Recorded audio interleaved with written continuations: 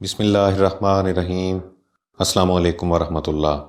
سامعین، آج ہم بات کریں گے کہ مسلمانوں میں سنی شیعہ تقسیم کیسے ہوئی۔ یہ کوئی کانسپریسی تھیوری یا سنی سنائی بات نہیں ہے، بلکہ یہ اسلامی تاریخ کا ایک بہت ہی تلخ باب ہے، ایک ایسا زخم ہے جس سے آج بھی لہو رس رہا ہے۔ آج ہم آپ کو بتائیں گے کہ یہ چھرا ہماری پیٹھ میں کس نے گھونپا، اور ہم قرآن مجید فرقان حمید کی آیات مبارکہ کے حوالے سے یہ ثابت کر دیں گے کہ سب سے زیادہ خیانت کرنے والے اور ایمان والوں کے سب سے بڑے دشمن کون ہیں۔ تو سامعین، تیسرے خلیفہ راشد حضرت عثمان رضی اللہ تعالیٰ عنہ کے دور کا واقعہ ہے کہ ایک یہودی عبداللہ ابن سباح اسلام کا لبادہ اوڑھ کر آ گیا، معاشرے کا جائزہ لیتا رہا۔ تاریخ اٹھا کر دیکھیں تو پتہ چلتا ہے کہ انسان شروع سے ہی قبیلوں، نسلوں، ذاتوں اور برادریوں وغیرہ میں بٹا رہا ہے۔ یہی قبائلی، نسلی اور ذاتی تفاخر انسان کی تباہی کا سبب بھی بنا۔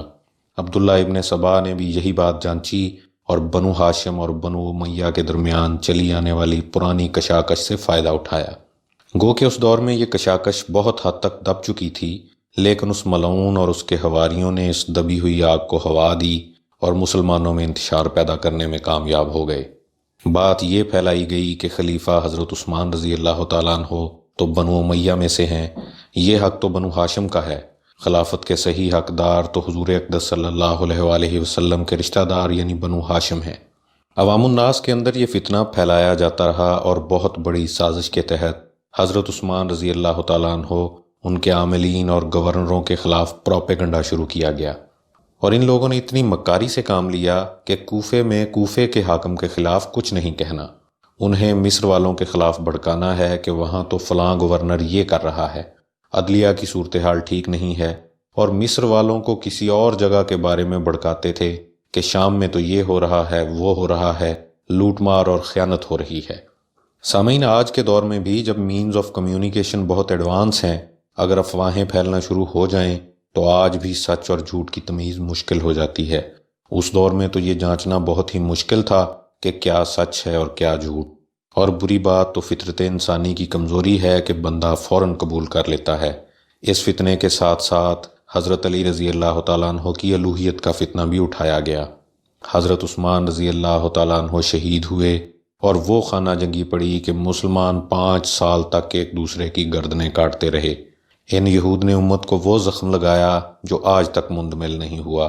یہ شیعان عثمان اور شیعان علی تھے جو بعد میں سنی اور شیعہ ہو گئے اور آج تک ہیں۔ سامعین، یہود کی اسلام دشمنی تو سرکار دو عالم صلی اللہ علیہ وآلہ وسلم کے دور میں ہی مسلم ہو گئی تھی۔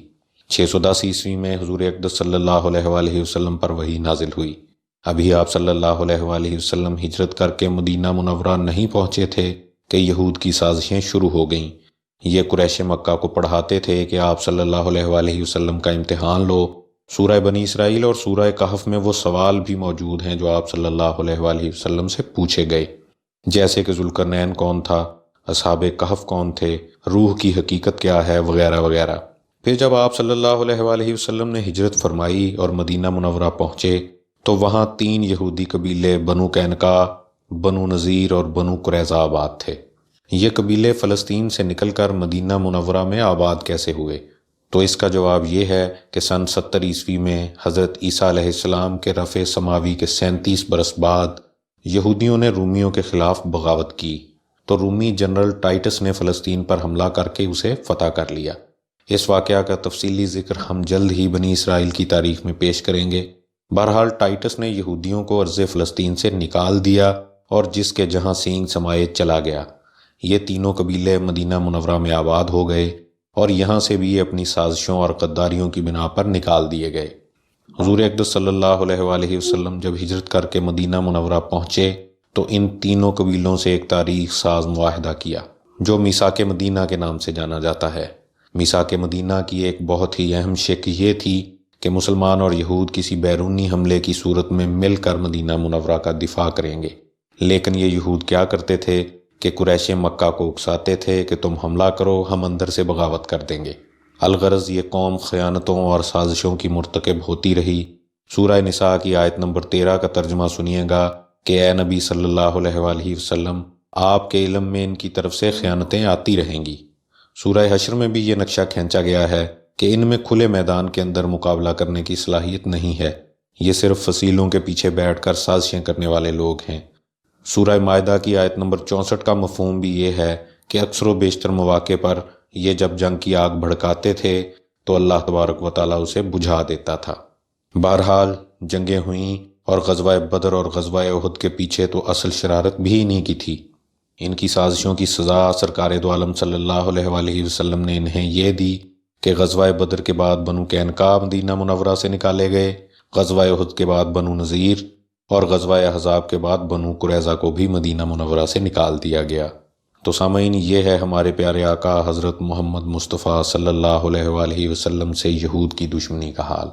اس قوم کا خیانتی ہونا تو ثابت ہو گیا، اب ان کی ایمان والوں سے دشمنی کا حال یہ ہے کہ قرآن مجید فرقان حمید سورہ مائدہ کی آیت 82 کا ترجمہ بیان کرتے ہیں کہ یقیناً آپ ایمان والوں کا سب سے زیادہ دشمن یہودیوں اور مشرکوں کو پائیں گے۔ تو سامعین، یہ ہیں امت مسلمہ کے سنی اور شیعہ فرقے میں بٹ جانے کے اسباب اور یہود کی اسلام دشمنی کا احوال، اور آپ جان گئے ہوں گے کہ کون سیاہی گھول رہا ہے وقت کے بہتے دریا میں۔ دعا ہے کہ اللہ تبارک و تعالی ہمیں تمام غیر مسلموں کی سازشوں سے محفوظ رکھے اور ہمیں شعور عطا فرمائے کہ دوستوں کے لبادے اڑے ہوئے دشمنوں کو ہم پہچان سکیں۔ خوش رہیں اور اپنا خیال رکھیں۔ اللہ حافظ۔